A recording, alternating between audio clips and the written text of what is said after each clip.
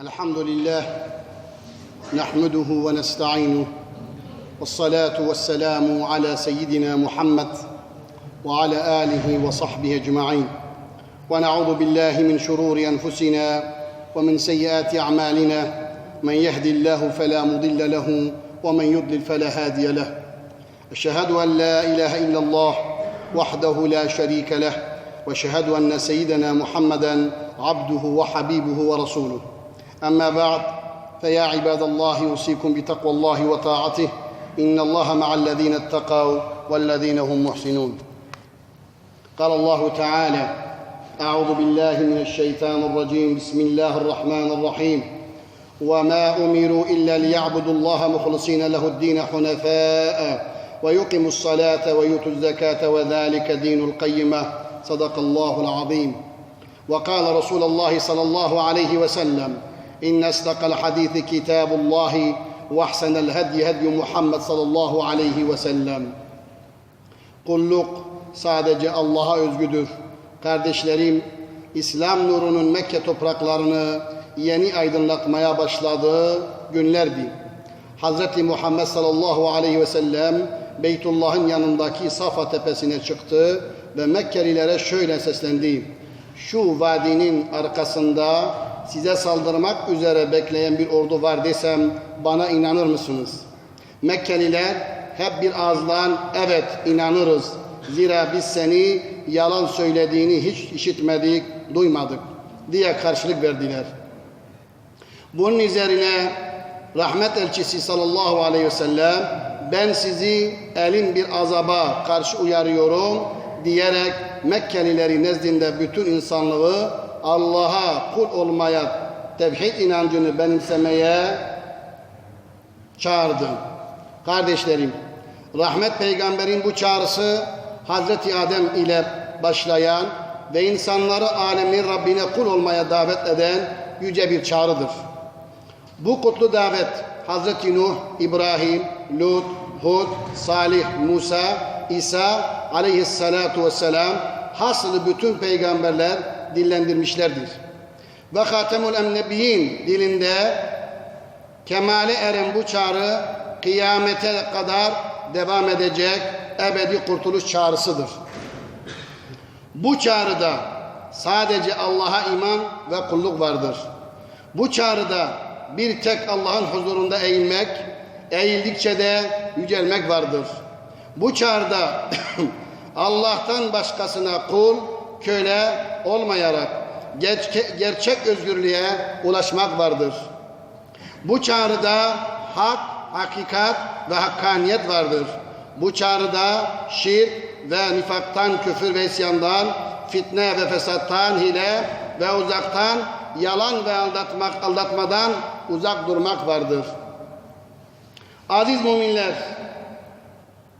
Yüce Rabbimiz hutbemizin başında okuduğum ayet-i kerimede şöyle buyurmaktadır. Onlara dini Allah'a has kılan ve hakka yönelen kimseler olarak sadece ona kulluk etmeleri, namaz kılmaları ve zekat vermeleri emredilmişti. İşte dosdoğru din budur. Kardeşlerim, bu ayet-i kerime ibadet, kulluğun sadece Allah'a mahsus olduğunu bizlere öğretmektedir. Nitekim Peygamberimizin vefatına bir türlü inanmak istemeyen bazı sahabeler Hazreti Ebubekir'in şu uyarısı son derece dikkat çekicidir. Kim Muhammed'e tapıyorsa bilsin ki Muhammed ölmüştür. Kim Allah'a kulluk ediyorsa bilinsin ki Allah diridir, asla ölmez dedi. Kardeşlerim, insanlık tarihi nefsin heva ve heveslerini ilahlaştıran nice zalimlere ibretle şahit olmuştur. Tarih boyunca kula kullukla, fani şahsiyetlere kölelikle tüketilen nice beyhude ömürler vardır. İnsanlık onuru, hasiyetini ayaklar altına alan hak ve hakikat karşısında kör, sağır ve dilsiz kesilen nice gafil zihinler taşlaşmış, kalpler vardır. Oysa yüce kitabımız Kur'an-ı mukaddemesi olan Fatiha suresinde Din-i Mubin İslam'ın kulluk anlayışı bizlere açıkça takdim edilmiştir. Bizler bu sureyi her gün 5 vakit namazımızda okur ve Rabbimize olan iman ve kulluk ahdimizi tekrarlarız. Rabbimiz ancak sana kulluk ederiz ve yalnız senden yardım dileriz. Bizi doğru yola ilet diye dua ederiz. Şüphesiz ki bu doğru yol Kur'an ve Resulullah'ın yoludur. Peygamberimiz sallallahu aleyhi ve sellem sözlerin en doğrusu Allah'ın kitabıdır. Rehberliğin en güzelliği Muhammed Mustafa'nın rehberliğidir sallallahu aleyhi ve sellem. Hadisiyle bu yolu bizlere beyan etmiştir. Bu yol insanlığa örnek kılınmış, İslam ümmetinin 14 asırdır takip ettiği ana yoldur. Bu yol insanı aydınlığa ulaştıran yegane kurtuluş yoludur. Bu yolun yolcularına Rabbimizin ebedi nimetlerine mazhar olma müjdesi vardır. Kıymetli kardeşlerim, bu bereketli yolun yolcusu olmak her şeyden önce Müslüman kimliğini ve şahsiyetini doğru bir şekilde inşa etmekten geçer. Bunun için bizler Kerim kitabımızın ve Peygamberimizin rehberliğini baş tacı ederiz. Onların hayat veren rahmet yüklü mesajlarıyla gönlümüzü, zihnimizi ve hayatımızı mamur etmek için gayret gösteririz. Rabbimizin bizlerden istediği insanca bir hayat için bizlere emanet verdiği nimetlerin değerini de bunları değerlendirmeyi de biliriz. Aklımızı başkalarının aklına, gönlümüzü başkalarının gönlüne, vicdanımızı başkalarının vicdanına esir etmemeliyiz. Ebedi kurtuluş, beraatımızın sadece Allah'a, Allah'ın rızasına bağlı olduğunu tasdik ederiz. Bizlere kurtuluşu, beraatı vaat edenlerin, hakikatin sadece kendi elinde olduğunu iddia edenlerin dikkate almamalıyız, onlarla aldanmamalıyız. Varlığımızı fani şahsiyetlerin değil, Rabbimizin rızasına, geçici menfaat ve beklentilere değil, baki hakikatlere adarız biz Müslümanlar. Kardeşlerim, bu aydınlık yolun neferleri olarak bizler cehalet, tefrika ve yakılmak istenen fitne ve fesat ateşine karşı uyanık davranırız. Kendimizin, değerlerimizin, inancımızın farkında oluruz. Onları yozlaştıracak, anlamsız kılacak tutum ve davranışlardan kaçınırız. Yüce dinimiz, Kerim kitabımız, Hazreti Muhammed Efendimiz her türlü mensubiyetin üstünde olduğunu kabul ederiz. Kıymetli kardeşlerim, geliniz Kur'an-ı Kerim'in, Hazreti Muhammed sallallahu aleyhi ve sellemin dosdoğru yolunun yolcuları olarak bu mübarek vakitte Rabbimize şöyle niyazda bulunalım.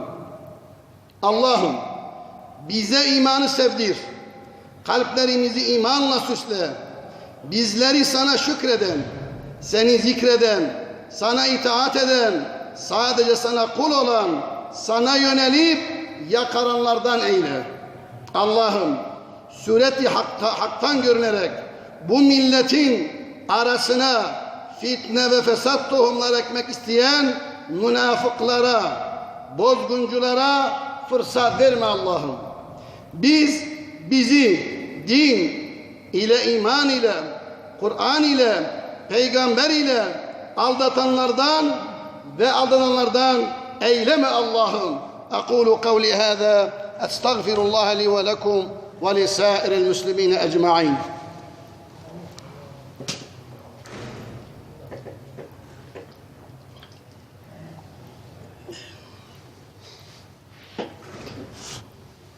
الحمد لله حمد الكاملين والصلاة والسلام على رسولنا محمد وعلى آله وصحبه أجمعين تعظيما لنبي وتكريما لصيف. وقال عز وجل من قال مخبرا وآمرا إن الله وملائكته يصلون على النبي يا أيها الذين آمنوا صلوا عليه وسلموا تسليما.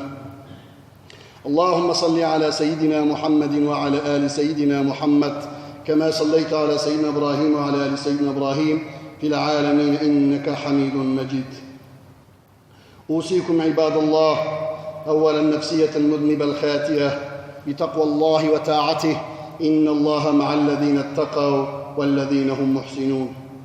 اللهم وارض عن أربعة الخلفاء سيدنا أبي بكر وعمر وعثمان وعلي وعن الأنصار والمهاجرين إلى يوم الجزاء. اللهم اغفر للمؤمنين والمؤمنات والمسلمين والمسلمات الأحياء منهم والأموات إنك سميع قريب مجيب الدعوات. اللهم طهر قلوبنا واستر عيوبنا واشف مرضانا واقض ديوننا وبيض وجوهنا وارفع درجاتنا وارحم أباءنا واغفر أمهاتنا وأصلح ديننا ودنيانا ولا تصلب وقت النزع إيماننا ولا تجعل الدنيا أهم شغلنا مبلغ علمنا برحمتك يا أرحم الراحمين. Peygamber Efendimiz sallallahu aleyhi ve sellem şehitlik makamı peygamberlikten sonra en büyük makamdır buyuruyor. Şehitlerimizi o yüce makamlara eriştir. Allah'ım birliğimize, dirliğimize, göz dikenlere, izzetimize, şerefimize, kurşun sıkanlara fırsat verme Allah'ım. Dinimizin, milletimizin bekasını sarsacak her türlü dahili ve harici fitnelerden, fesatlardan memleketimizi, milletimizi halas eyle Allah'ım. Tarih boyunca nice saldırıya mertçe, yiğitçe karşı durmuş milletimize bu cinayetler karşısında metanetli, ferasetli, soğukkanlı, iradeli olmayı lütfeyle Allah'ım. Milletimizin huzur ve barışı, kardeşliğine kasteden, tuzak kuranlara fırsat verme Allah'ım. Onların tuzaklarını başlarına çevir. Sana inanan bu necip milletin ismetini hiçe sayanlara sen zelil-u fıkahı perişan eyle Allah'ım. Terör şebekelerinin milletimizin arasına sokmak istediği fitneden, her türlü şerden, fesattan, kardeşlik hukukunu çiğnemekten hepimiz milletçe muhafaza eyle Allah'ım. Bütün acılara rağmen milletimizin hiçbir ferdini haktan, hukuktan, adaletten, merhametten bir an bile olsa ayırma Allah'ım.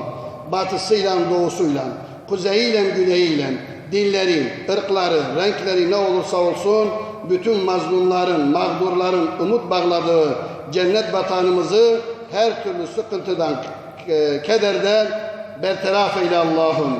İstiklal ve istikbalimiz uğrunda can veren şehitlerimiz senin engin rahmetinden tebliğ ediyoruz. Rahmetinle muamele eyle Allah'ım. Annelerin, babaların, eş ve çocukların kardeşlerine ve bütün milletimize sabri cemil ihsan eyle. Allah'ım gazilerimize acil şifalar, lütfu ihsan eyle. Aqulu kavli hâzâ. إن الله يأمر بالعدل والإحسان وإيتاء ذي القربى وينهى عن الفحشاء والمنكر والبغي يعظكم لعلكم تذكرون. Şüphesiz Allah adaleti, iyiliği, akraba yardım etmeyi emreder. Çirkin işleri, fenalığı, azgınlığı yasaklar. O düşünüp tutasınız diye bizlere de sizlere de öğüt veriyor. Akimus salat.